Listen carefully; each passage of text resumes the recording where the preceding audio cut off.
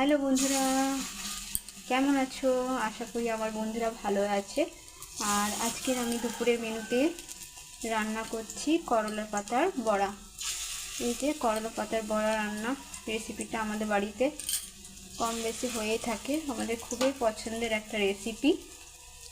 তোমাদের কেমন লাগে অবশ্যই জানিও, আর কারা কারা এই রেসিপিটা খেতে ভালোবাসো অবশ্যই বলবে। এই যে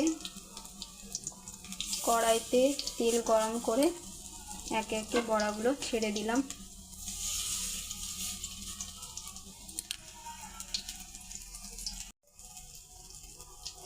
এই যে ভাজা চলছে